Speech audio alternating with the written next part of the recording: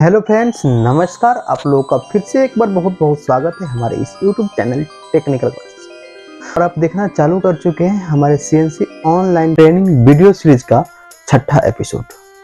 दोस्तों, हम उम्मीद करते हैं कि आप लोग इसके पहले के 5 एपिसोड को देख लिया होगा। ठीक है, अगर नहीं भी देखा है तो कोई दिक्कत नहीं है, आप लोग इस एपिसोड को देखिए। इसके बाद आप वो सब एपिसोड देख सकते हैं अगर जरूरत है तो।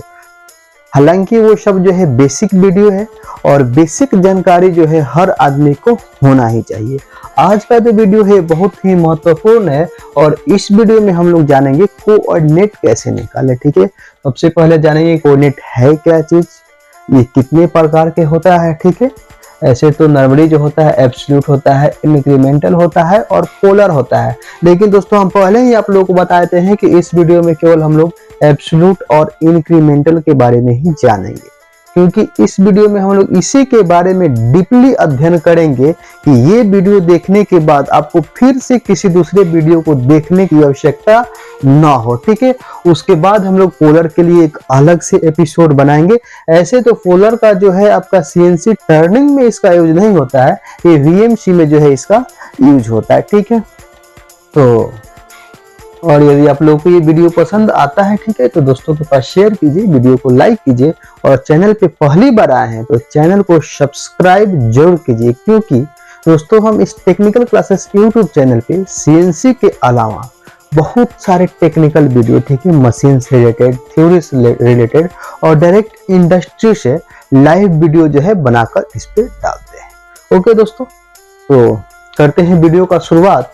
और सबसे पहले हम लोग जानते हैं कि कोऑर्डिनेट क्या है।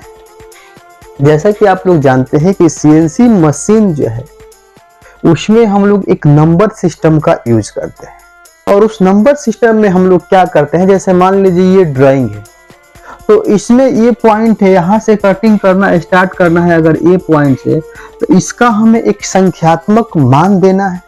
ठीक है, इसका कोई संख्यात्मक मान देंगे कि हमारा टूल जो है यहाँ पे कटिंग करते हुए आएगा और फिर यहाँ से बढ़ते हुए यहाँ बी पर आएगा, तो इस बी का जो है संख्यात्मक मान देंगे, जिसे हम लोग हिंदी में निर्देशांक बोलते हैं और इंग्लिश में जो है कोऑर्डिनेट बोलते हैं। तो दोस्तों, उम्मीद करते हैं कि आप लोगों को कोऑर्डिनेट जो है थोड़ा सा समझ में आ गया होगा। थोड़ा सा और आगे चलते हैं। जैसे हम लोग मैट्रिक के नीचे ही स्कूल में अगर थोड़ा सा भी आप लोगों को याद हो तो आप लोग जानते हैं कि हम लोग एक ज्यामिति में ये एक्स एक्सिस और जेड एक्सिस का ग्राफ बनाया होगा। ठीक है, सभी आदमी लगभग बनाए होंगे।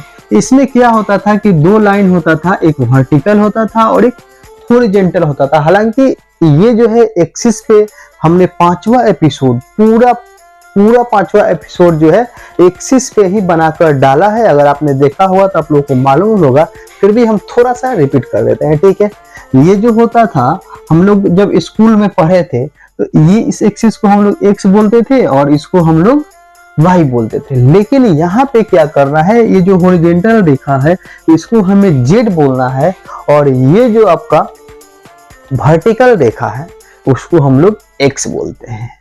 एक्स जो है आपका ओडी के सापेक्ष होता है, ओडी डिसीजन लेते हैं वो ओडी के अनुसार लेते हैं। मान लीजिए ये जो है आपका कोई जॉब है, ठीक है, और इसमें ये पॉइंट है और इसका ओडी यहाँ पे दिया हुआ है कि 20 है, तो यहाँ ये पॉइंट पे एक्स का वैल्यू जो है वो 20 हो जाएगा। ये पॉइंट पे एक्स का वैल्यू कितना हो जाएगा, 20 हो जाएगा। ठीक है, वही जो जेड का वैल्यू होता है वो होता है, देखिए ये अगर आपका कोई वस्तु का एंड पॉइंट है यानी कि फेस है, तो फेस से ही मशीन जो है कैलकुलेट करता है, यानी कि इस रेखा पे जेड का जो वैल्यू होता है 0 होता है। ठीक है, इस रेखा पे जेड का वैल्यू क्या है, 0 होता है। चाहे कितना भी ओडी हो जाए आपके वस्तु का, उसके फेस पे जेड का जो वैल्यू होता है वो 0 होता है। ठीक है, तो ये जो है आपका इस रेखा पे हर जगह 0 होगा, यहाँ भी 0 होगा। थोड़ा सा और आगे बढ़ते, देखिए ये जो है आपका ओडी है, यहाँ से अगर नीचे आएंगे तो आपका ये कटते जाएगा, मटेरियल करते करते करते करते यहाँ अगर बीच तक आ जाए तो ये पूरा 0 हो जाएगा। क्यों? क्योंकि अगर मशीन पे अगर हम कोई सिलेंड्रिकल ठीक है, कोई राउंड जॉब लगाते हैं और एक साइड से काटते आएंगे तो सेंटर पॉइंट पे आते आते वो 0 हो जाएगा। क्यों? क्योंकि ये जॉब जो है उसमें घूमता है, तो घूमता है तो ऐसे 0 पे आएंगे, तो ऐसे ये यहाँ मिडिल सेंटर पे आएंगे तो आपका जॉब जो है 0 हो जाएगा। इसलिए यहाँ पे x का जो वैल्यू होता है वो भी 0 हो गया और z तो ऑलरेडी 0 है ही। तो ये जो मिडिल सेंटर होता है इसको हम लोग ओरिजिन पॉइंट बोल देते हैं और यहाँ पे x और z दोनों का वैल्यू जो है 0 होता है। ठीक है, तो जैसा कि आप लोग ग्राफ में भी पढ़ा होगा कि यहाँ पे जो है x और z का वैल्यू, यहाँ पे सभी एक्सिस का वैल्यू जो है 0 ही होता है।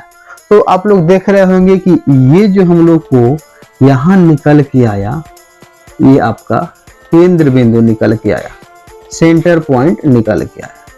ठीक है, यहां तक समझ में आ गया होगा। अब देखिए इस सेंटर पॉइंट से इधर आते हैं तो z प्लस में जाता है, यानी कि वस्तु से जितना दूर हम लोग जाएंगे, जो हम लोग जॉब लगाएंगे सीएनसी में, जितना दूर जाएंगे वो प्लस में आता है और वस्तु के साइड में जितना जाएंगे वो माइनस में आता है। इधर जो है आपका z माइनस में आता है। वैसे ही x का देखिए, अगर यहाँ पे टूल है, ठीक है, और यहाँ से अगर हम लोग इधर आएंगे, जॉब के साइड में आएंगे तो माइनस में आएंगे, वही जॉब से अगर दूर जाएंगे तो प्लस में। ये रहा एक्सिस का कुछ संक्षिप्त जानकारी। ठीक है, अब आते हैं हम लोग कोऑर्डिनेट पे। तो इस बिंदु का ये जो हमने निकाला कि x बराबर 0 और z बराबर 0, तो इस बिंदु को मान लीजिए P माने तो इसका 0 और 0 ये जो है आपका कोऑर्डिनेट हो जाता है। ठीक है, इसका x 0 है, z 0 है। ऐसे ही अगर हम लोग इस बिंदु पे आए, ठीक है, तो इस बिंदु पे, ये बिंदु पे x का वैल्यू कितना होगा, यहाँ OD कितना है x का, ठीक है, इस ए बिंदु का OD कितना है, तो OD यहाँ आपको डायग्राम में दिया हुआ है कि 20 है, तो यहाँ x का जो वैल्यू है वो 20 हो जाएगा। ठीक है, अभी आप जैसे जैसे आप लोग वीडियो को आगे थोड़ा थोड़ा बढ़ते जाएंगे आप लोगों को मजा आएगा, तो आप लोग एकदम इत्मीनान से इस वीडियो को लास्ट तक देखिएगा। ठीक है, इसमें आप लोग एब्सोल्यूट और इंक्रीमेंटल दोनों को हम गारंटी देते हैं 100% कि आज के बाद कोई कंफ्यूजन नहीं होने वाला है।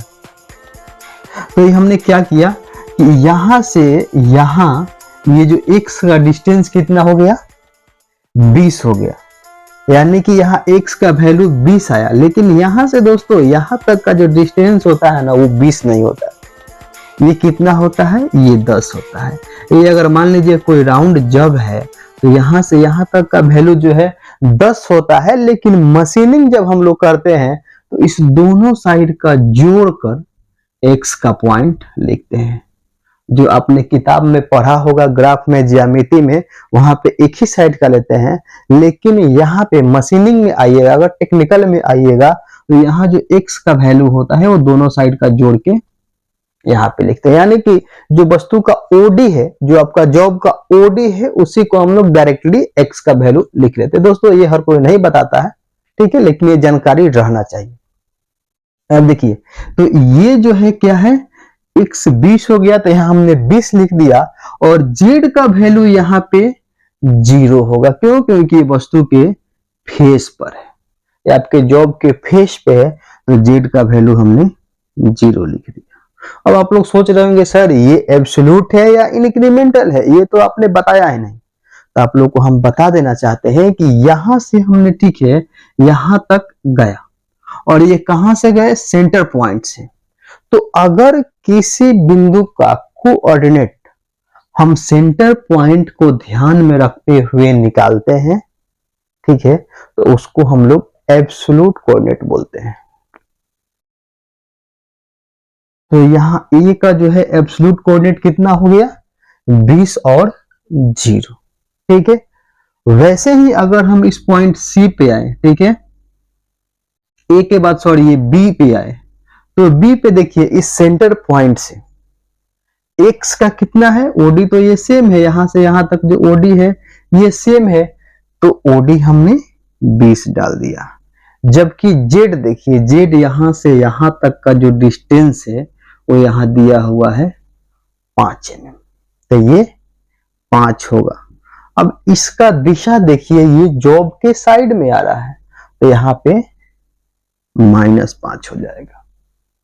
ठीक है, ठीक है। तो अब आप लोग ये भी समझ गए होंगे कि बी का जो है एब्सोल्यूट कोऑर्डिनेट जो हमने निकाला वो ये कितना है बी से, जबकि जेड में जो है -5 है। अब यहीं पे थोड़ा सा हम लोग समझते हैं इंक्रीमेंटल को। ठीक है, इंक्रीमेंटल का जो डिफिनेशन होता है, इंक्रीमेंटल का जो मतलब होता है कि जिस कोऑर्डिनेट को हम लोग उसके पिछले बिंदु से, ठीक है, उसके पिछले बिंदु से मेजर करते हैं उसको हम लोग इंक्रीमेंटल कोऑर्डिनेट बोलते हैं। जैसे तो एब्सोल्यूट को जो हम लोग लेते हैं वो लेते हैं आपका सेंटर पॉइंट से, वही जो इंक्रीमेंटल लेते हैं। अब जैसे ये बी है, ठीक है, ये बी पॉइंट है और इसका जब हम लोग इंक्रीमेंटल निकालेंगे तो इस सेंटर को भूल जाएंगे, हम लोग मानेंगे कि सेंटर पॉइंट जो है यहीं पे है, ये पॉइंट पे ही सेंटर पॉइंट है। तो अब देखिए यहाँ पे x का वैल्यू कितना होगा, x का वैल्यू ये क्या है, तो सेंटर है ना, तो सेंटर वाला रेखा पे, इस रेखा पे अगर आप आइएगा तो x का वैल्यू 0 रहता है। तो यहाँ a के बाद x का वैल्यू कितना है, 0 है। तो यहाँ जो है आपका इंक्रीमेंटल वैल्यू होगा b का, वो 0 हो जाएगा। उम्मीद करते हैं दोस्तों समझ में आ रहा होगा। क्यों, क्योंकि ये देखिए ये b है, ये b पॉइंट है और a पॉइंट है, तो a पॉइंट पे भी x 20 है और b पॉइंट पे भी x 20 है। थोड़ा सा भी आगे पीछे तो कहीं गए नहीं, तो x का वैल्यू जो है यहाँ 0 हो जाएगा। अब आते हैं z पे, तो z में तो ट्रेवल हो रहा है, कितना हो रहा है, यहाँ से यहाँ, यहाँ से यहाँ ट्रेवल हो रहा है, कितना, 5 mm। तो यहाँ पे हमने 5 mm डाल दिया, यानी कि देखिए ये जो है इसका एब्सोल्यूट भी 5 है और इंक्रीमेंटल भी 5 बी पॉइंट। अब आते हैं हम लोग सी पे, तो देखिए सी का ओडी कितना है, सी का ओडी कितना है, पूरा 30 है, पूरा 30 है, तो एब्सोल्यूट जो है इसका 30 हो गया। अब आते हैं जेड में, तो इस सेंटर पॉइंट से इस सी तक का डिस्टेंस कितना है, 5 ही है ना, ये तो इसी लाइन पे ऊपर गया है, तो यहाँ पे जेड का जो डिस्टेंस है वो 5 ही है, तो यहाँ पे हमने -5 डाल दिया। अब आते हैं सी पॉइंट का इंक्रीमेंटल वैल्यू कैसे निकालें। दोस्तों इसमें हम बहुत सारा कोऑर्डिनेट इसलिए लिया है कि मान लीजिए इस 2 3 ए बी सी डी पे नहीं समझ में आए तो ई एफ जी एच तक तो जाते जाते समझ में आ ही जाएगा। ठीक है, और यहाँ देखिए एक ही साथ लेके चल रहे हैं कि हर पॉइंट में हम समझाएंगे तो आपको समझ में आना ही है। अब देखिए ये सी है, तो सी पे हम लोग क्या किया, एब्सोल्यूट वैल्यू निकाल लिया। अब आते हैं इंक्रीमेंटल के लिए, तो इंक्रीमेंटल के लिए हम लोग इस बी पॉइंट को ही सेंटर पॉइंट मान लेंगे, क्योंकि इंक्रीमेंटल वैल्यू का जो मान होता है वो आपका उसके पिछले पॉइंट से होता है। तो बी को हमने सेंटर पॉइंट माना, तो यहां से यहां तक का डिस्टेंस कितना है, यहां से यहां तक का जो डिस्टेंस है, जो ओडी का डिफरेंस है वो कितना है, ये आपका ये 20 है और ये 30 है, यानी कि 10 है। ठीक है, तो यहां हमने 10 दे दिया। अब आएंगे इसको जेड पे, तो जेड में तो कुछ नहीं हो रहा है, जेड तो इसी लाइन पे आ रहा है और ये जो लाइन है 0, तो यहाँ पे हमने दे दिया जेड 0। अब देखिए एक चीज आप लोग के मन में कंफ्यूजन हो रहा होगा, ठीक है, जब हम लोग प्रोग्रामिंग करते हैं तो इंक्रीमेंटल वैल्यू जब डालते हैं सीएनसी टर्निंग में, तो x को डालते हैं u और z को डालते हैं w। तो यहाँ पे जो ये 10 है ये हमने x का वैल्यू निकाला है, ठीक है, ये ओडी के सापेक्ष में निकाला है। जब हम लोग प्रोग्रामिंग करते हैं तो वहां u लिखते हैं और u में क्या लिखते हैं, वही वैल्यू लिखते हैं जो यहाँ से ऊपर जाना है। तो यहाँ से यहाँ तक का जो डिस्टेंस होगा वो मात्र 5 ही mm होगा। ठीक है, ओडी 30 है तो यहाँ से यहाँ तक का जो डिस्टेंस कितना होगा, वो 15 होगा, और ये ओडी 20 है तो यहाँ से यहाँ तक का जो डिस्टेंस है वो 10 होगा। तो 15 में से 10 गया तो 5, यानी कि ये जो वैल्यू निकल के आएगा आपका 5 निकल के आएगा। तो प्रोग्रामिंग करते समय इसको आप लोग को ध्यान में रखना है। अब देखिए सी पॉइंट को हम लोग निकाल लिए। अब आएंगे डी पे, अब आएंगे डी पे, तो डी का जो है सबसे पहले एब्सोल्यूट निकालेंगे। तो एब्सोल्यूट में इसका जितना ओडी है, ये 30 ओडी है, तो हमने यहाँ पे 30 डाला। अब आते हैं जेड में, तो यहां से लेकर, ठीक है, यहां तक का टोटल डिस्टेंस कितना है, ये आपका है 5 और ये है आपका 15, तो हो गया 20, ये हो जाएगा माइनस में, जॉब के साइड में हम लोग आ रहे हैं। अब आते हैं इसका इंक्रीमेंटल वैल्यू पे, तो डी का जो है इंक्रीमेंटल वैल्यू देखिए, डी का जो इंक्रीमेंटल वैल्यू है, अब इस पॉइंट से हम लोग देखेंगे और यहाँ पे हमने मान लिया सेंटर पॉइंट, तो यहां से ये जेड का वैल्यू तो इधर आ रहा है, लेकिन एक्स का वैल्यू जो है सेम है, एक्स का वैल्यू जो यहाँ है वही यहाँ भी है, ऊपर थोड़ा सा भी नहीं जा रहा है, तो यहाँ एक्स का वैल्यू 0 हो जाएगा। जबकि जेड का वैल्यू कितना होगा, यहां से लेकर यहां तक ही कितना है 15, यहाँ हमने 15 डाल दिया। ठीक है, अब आएंगे हम लोग ई पे, तो ई का जो एब्सोल्यूट वैल्यू है वो इसका ओडी है, ओडी कितना है यहाँ से यहाँ तक 45, तो यहाँ पे हमने डाल दिया 45, ठीक है। और जेड कितना हो जाएगा, यहां से लेके यहां तक पूरा डिस्टेंस 15 और 5 20, यहाँ पे हमने 20 डाल दिया, ठीक है। अब आते हैं इंक्रीमेंटल पे। तो ये जो वैल्यू है आपका ई का है, तो ई के लिए हम लोग डी को सेंटर पॉइंट मानेंगे, ठीक है। तो डी से देखिए ऊपर कितना जा रहा है, यहां से यहां कितना जा रहा है, ये इसका ओडी 30 था लेकिन इसका वैल्यू कितना है 15 है, और ये जो है आपका 45 है, ठीक है। इसका ओडी कितना है 30 है और इसका जो है ये 45 है, तो 30 15 mm ऊपर जा रहा है, तो ये जो है इंक्रीमेंटल वैल्यू आपका ओडी के सापेक्ष में देखेंगे तो 15 होगा, लेकिन जब हम लोग प्रोग्रामिंग में लिखेंगे यू, तो वहां पे हम लोग लिखेंगे 7.5, यू 7.5, ठीक है। अब आते हैं जेड में। तो जेड में तो ये कुछ नहीं ट्रेवल कर रहा है, सीधा इसी एक्सिस पे है, तो इस एक्सिस पे जेड का वैल्यू 0 हो जाता है। दोस्तों आशा करते हैं कि इसमें आपको कोई कंफ्यूजन नहीं होगा, ठीक है। तो कोई कंफ्यूजन नहीं होगा तो इस वीडियो को यहीं रहने देते हैं, और उम्मीद करते हैं कि ये जो है एफ जी और एच का आप लोग कोऑर्डिनेट निकालेंगे, ठीक है। अगर इसमें आप लोगों को कहीं दिक्कत होता है तो आप लोग मैसेज कीजिए, हम निकालकर उसको आप लोग को समझा देंगे। ओके दोस्तों, उम्मीद करते हैं वीडियो आप लोग को पसंद आया होगा। अगर वीडियो पसंद आया तो वीडियो को लाइक कीजिए, दोस्तों में शेयर कीजिए, और चैनल पे पहली बार आए हैं तो चैनल को सब्सक्राइब जरूर कीजिए, ठीक है। तो दोस्तों इस वीडियो में बस इतना ही, मिलेंगे फिर एक नेक्स्ट एपिसोड में और इस वीडियो सीरीज को आगे बढ़ाएंगे, ठीक है। उसमें हम लोग प्रोग्रामिंग का कुछ हिस्सा शुरू करेंगे और कुछ कोडिंग के बारे में बताएंगे और मशीन का वर्किंग प्रोसेस के बारे में बताएंगे, ठीक है। किस हिसाब से हम लोग कोड डालते हैं तो मशीन कैसे काम करती है। ओके दोस्तों, thanks for watching full video.